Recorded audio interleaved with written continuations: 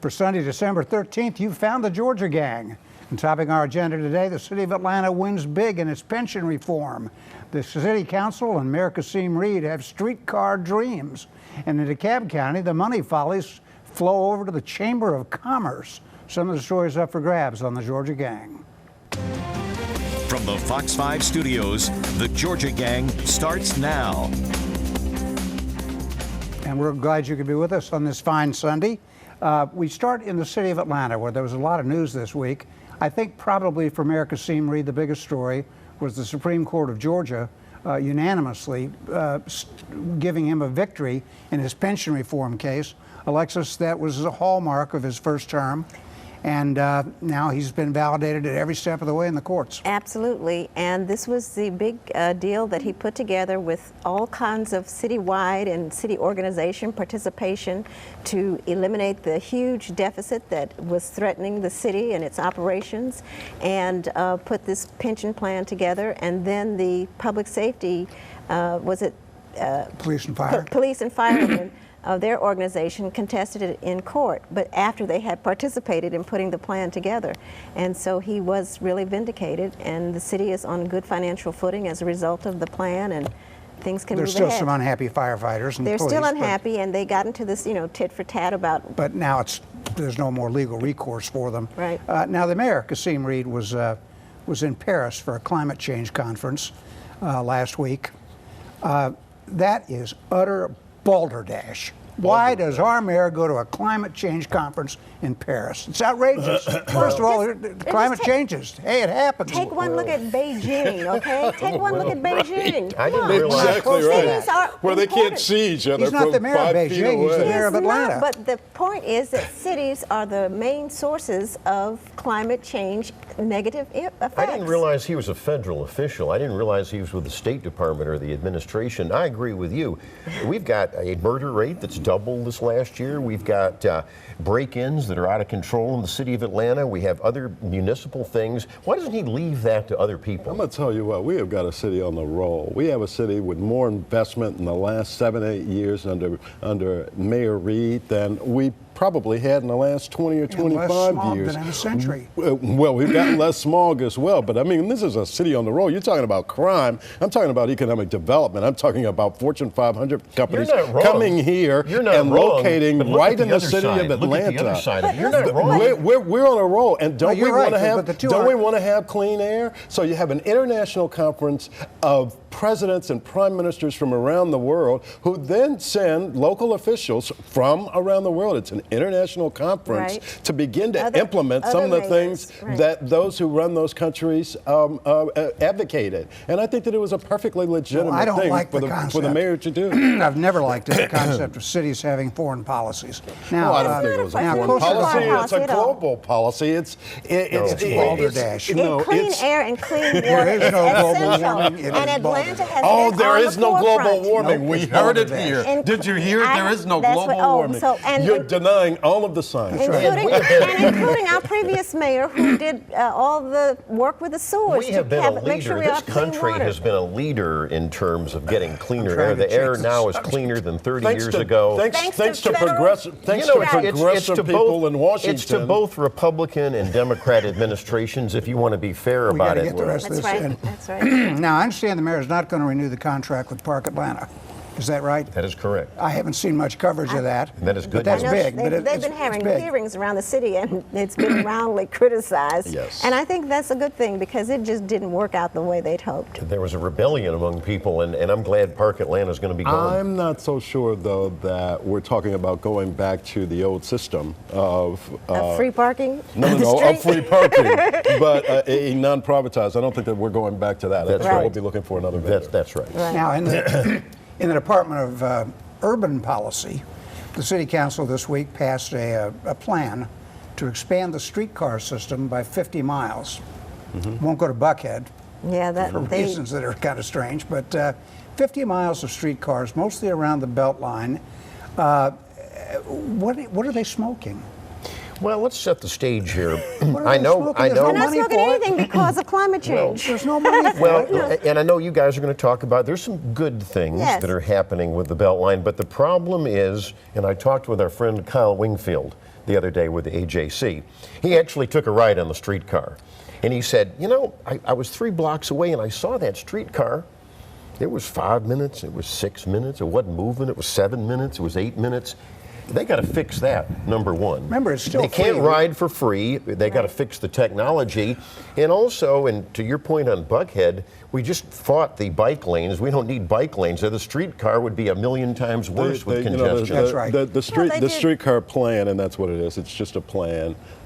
Is necessary in order to go after some federal money. And it's a $5 billion project. Nobody thinks that you can do it overnight. It's going to take years and years and years. And I think that you have to have those kinds of plans in place if you're going to do some long-term strategic. Well, first Right. of all, Planning once President Obama's gone from the White House, there won't be any of that so-called free money from Washington for streetcars. No more federal transit dollars? Not for streetcars. No.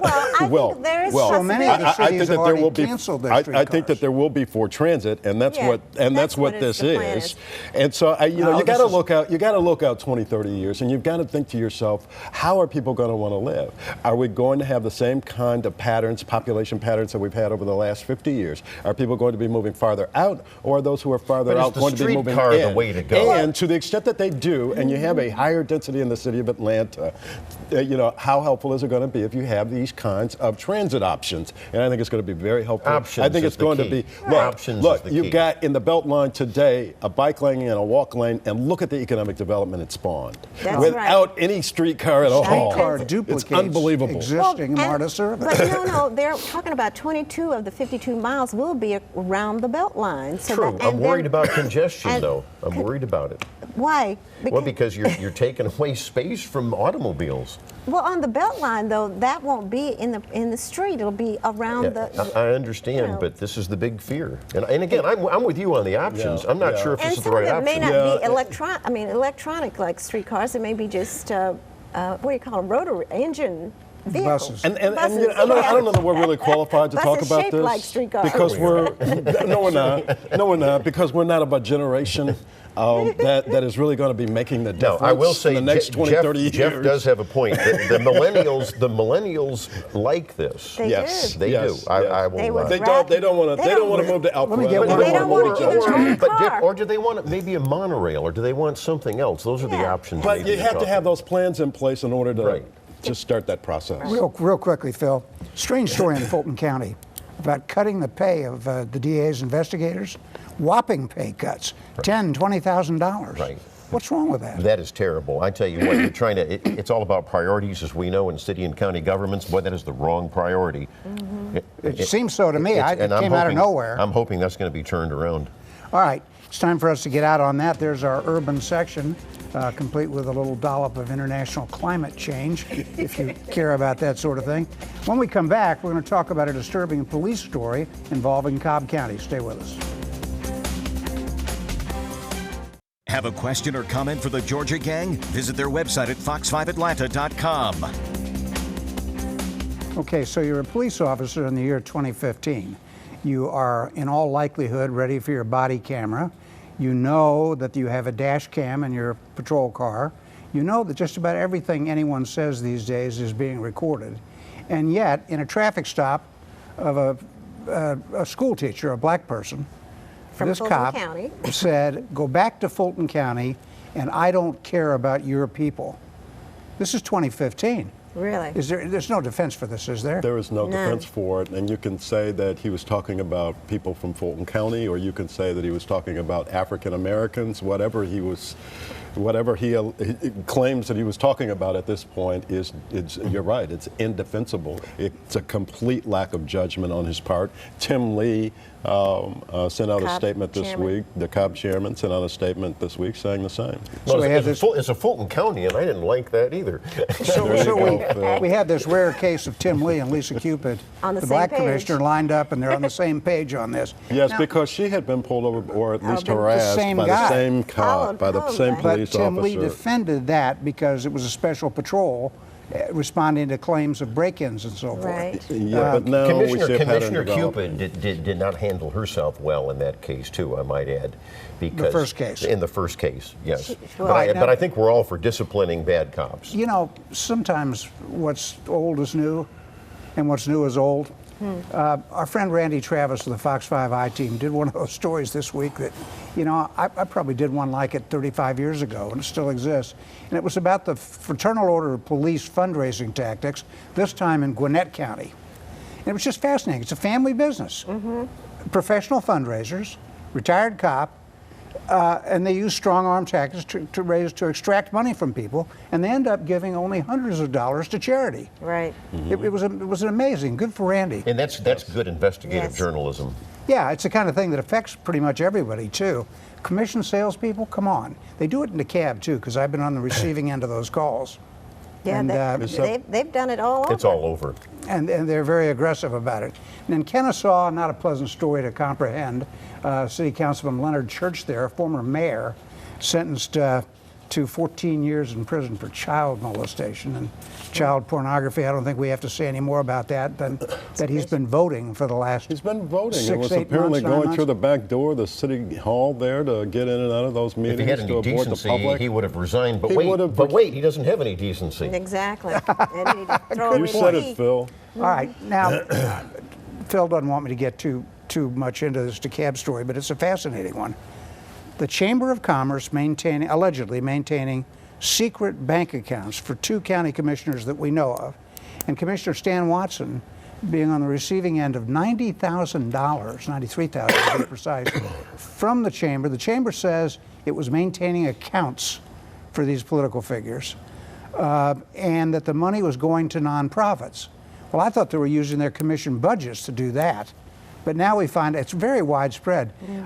Does anyone fully grasp that story or Not why yet. the FBI might be interested?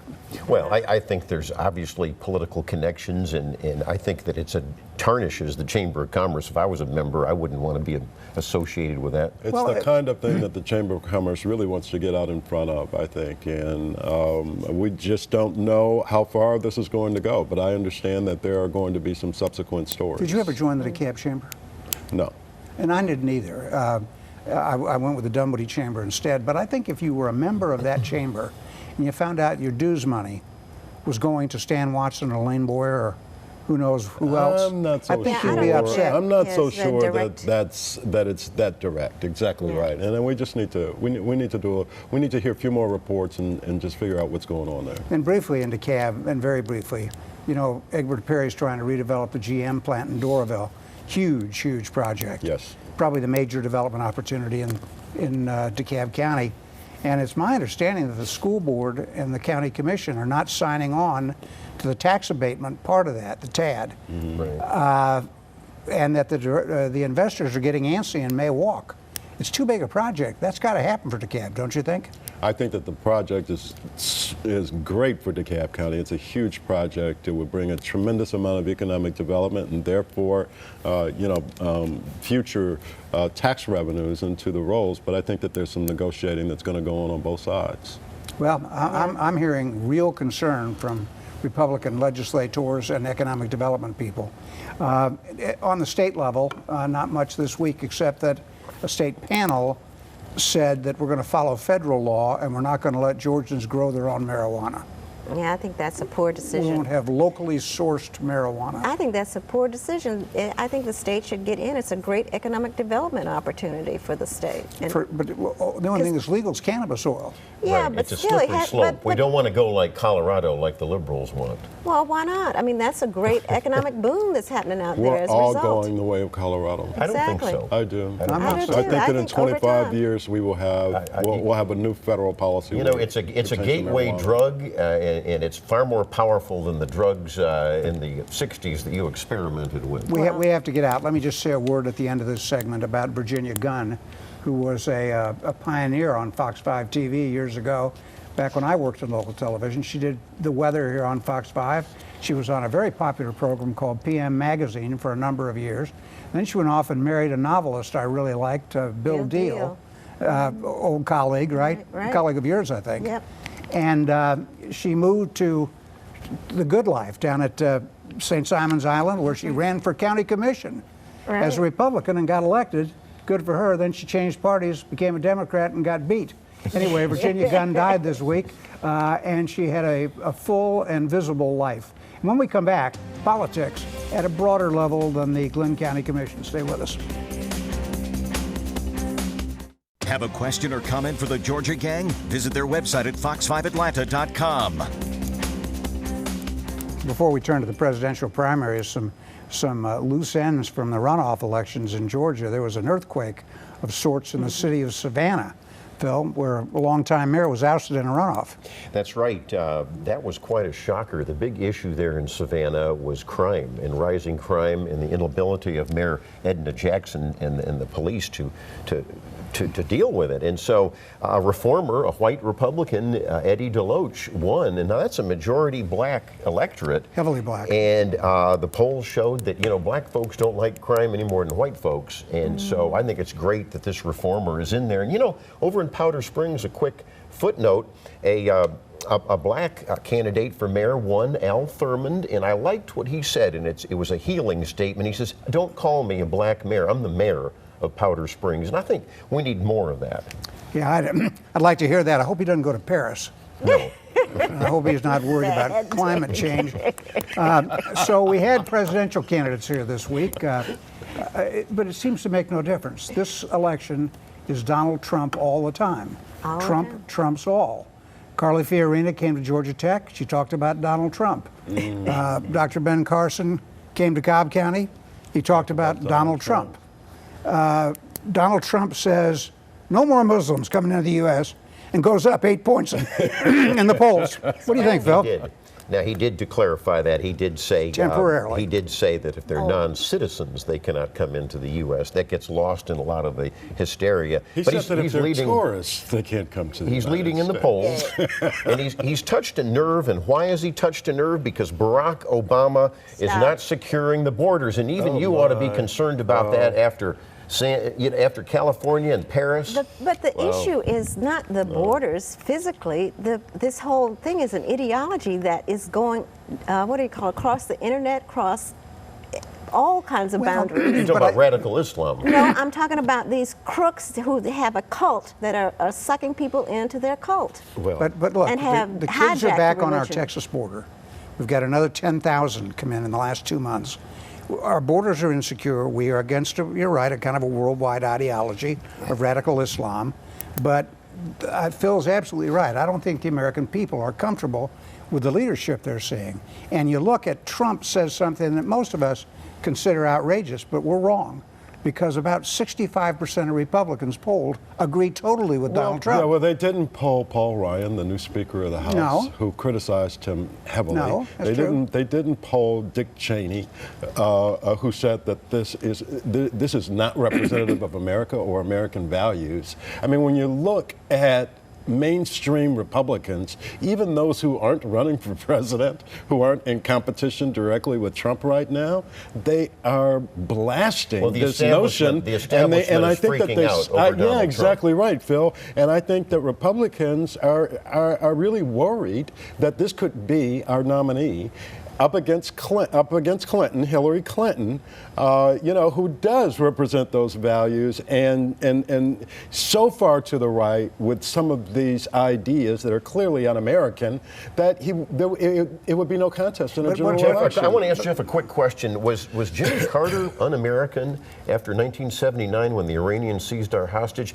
He banned all Iranians for coming into the United States. A president does have the right to do that if they're non-citizens. Was Jimmy un-American? No, but I'm proud that Jimmy Carter did that. It's the religious test that's the problem. It's the religious test that's the problem. These aren't citizens of the United States. These are non-citizens that Trump is talking about. And the Republican establishment is freaking out because the American people, Democrats and Republicans, and Trump is saying want border temporarily security. to figure out. Moratorium. I know, but you all are justifying this, and it's not justifiable. There's just no defense for it at all. This is the United States of America. A sovereign country can temporarily do this. We do not ban people on the basis of religion. We never have. We're banning them on the basis of security. For those 65% of Republicans who agree with this, to reread the Bill of Rights in the U.S. Constitution. Oh, spare us Doesn't the apply to sermon. them. That's They're not ridiculous. In fact, the president No, I don't want to spare citizens. you a sermon. They're I just not want you to citizens. read a fundamental document that is critical They're to not what citizens. you are as an They're not American. Yes, citizens. absolutely. And You're talking That applies about only to visitors. Nobody was You're a talking about tourists. You're talking about people from around the world. Bombers and killers. Meantime, the United Kingdom has a poll out where they want a petition out where they want to ban Donald Trump. All I know is that in South Carolina, after Donald Trump made the remarks, he went from 30% to 38% of the primary voters in South Carolina. Which is more of a statement about our electorate than it is about Donald Trump. Well, or whether or not these are the kinds of values that we should be embracing. And in fact, President Obama made a terrific speech on the 150th anniversary of the 13th Amendment. You know, you're always going to love his speeches, but it was the lamest Well, speech. they need to listen to it. Is there a new strategy that I missed? Now, I'm not talking about the Oval Office speech. I'm talking about the speech he made this week on the 150th anniversary of the 13th Amendment. Let's talk about the Oval Office speech, because 71% of the American people, according to the latest polls, you need to pay attention to this, guys. 71% of the American people feel we're going to be hit again. I'm going to tell you what. We're going to be hit again. Which has never happened during the Obama administration. Which has never happened during the Obama administration. It's the you weakest. call him weak. He's killed more terrorists than all presidents combined. You know that it's the truth. But that's not the point.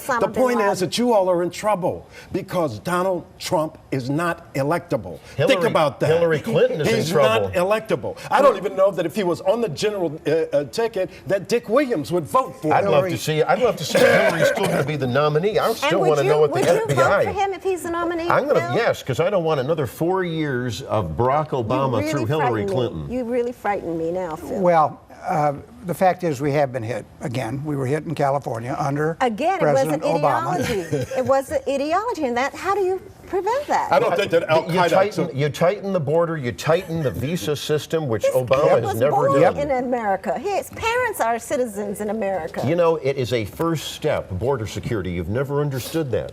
All right, we've got to get out. Well, when we come back, we'll have winners and losers. Time now for the week's winners and losers. We sure got to this place quickly. Jeff, I'll begin with you. Well, I want to salute Atlanta City Council, the Atlanta Beltline, Inc. for that forward-thinking plan that you all poo-pooed a few minutes ago. Also, the mayor, obviously, on pension reform, a huge victory for him and something that really sets us apart from other cities across the United States. Finally, we had the first kickoff meeting of the Livable Centers Initiative around the Turner Field area. It was well-attended. There's going to be an awful lot of community involvement as they go forward with this LCI story of study of about 1,300 acres that includes Summerhill, Peoplestown, Mechanicsville, and some other communities over there. And this is going to be a 6-8 month process, and I think that it's going to be a good one for those communities. Alexis, what do you have? Okay, I want to start off by saluting Sherwin Ascoe, my surgeon, who replaced my second hip, and all the great nursing staff at Emory Midtown, as well as the physical therapists and other nursing staff folks at AG Rhodes, where I did my rehabilitation. Thank you, thank you, thank you. And then Mother Hughes turned 102 this week, and she celebrated by feeding the hungry with the help of Chick-fil-A. Good for her. She's always looking out for the hungry and the homeless. And then finally, I want to salute the President and the Congress. Look at that. They signed a bill, the President signed a bill that the Congress passed, bipartisan. Every student succeeds, doing away with No Child Left Behind and making sure that the states can do what they need to do so teachers don't have to teach to the test. Hallelujah. It also knocks out Common Core. Yes. I'm actually going to agree with Alexis on that winner, but I've got another one, of course, Kirby Smart, the new coach over at UGA. We wish him well and to rebuild the team, right? And I want to give a shout out to a prominent businessman, Buddy Towery. He's the father of our own Fox 5 political analyst, Matt Towery. He passed away the other day, and he had one of the biggest commercial printing operations. He founded a huge company. It was the biggest in the Southeast. And a couple winners, Maria Karstarfen, of course, the Atlanta Public Schools superintendent. She has fostered charter schools within that system. They're doing very well. And my loser is that Verdelia Turner. Did you see what she said? She's the head of the Georgia Federation of Teachers. She compared the charter schools in Atlanta to like the murder rate in Chicago, and that Atlanta is terrible. It's an awful thing for an educator to say. Pretty dramatic comparison, but I don't disagree with the contest between charter schools and the rest of the public schools. By the way, last weekend's murder toll in Chicago was 4 with 26 injured. That's serious business in Where's Chicago. the president on that? He's talking about the 13th Amendment, and he's talking about president. warming. Where's the mayor? Where's the mayor? Mayor's Where's in Rahm trouble. Emanuel? Yeah. The mayor Mayor's is an in extension trouble. of the president. The He's mayor is in trouble. trouble. And his And attorney should All right, general. let me go quickly here. Rob Stadler, I don't think we got to him last week, did we? No. 28 years on Quixie and Dixie and Star 94. Finally, his job ran its course, but he's caught on with our partner station Y106.7 as the morning news guy. Good for Rob. I always like to hear good broadcast success stories because it's such a tumultuous business. Local police and sheriffs are losers because the Obama administration is now starting to take back tanks and half-tracks and all the so-called military equipment.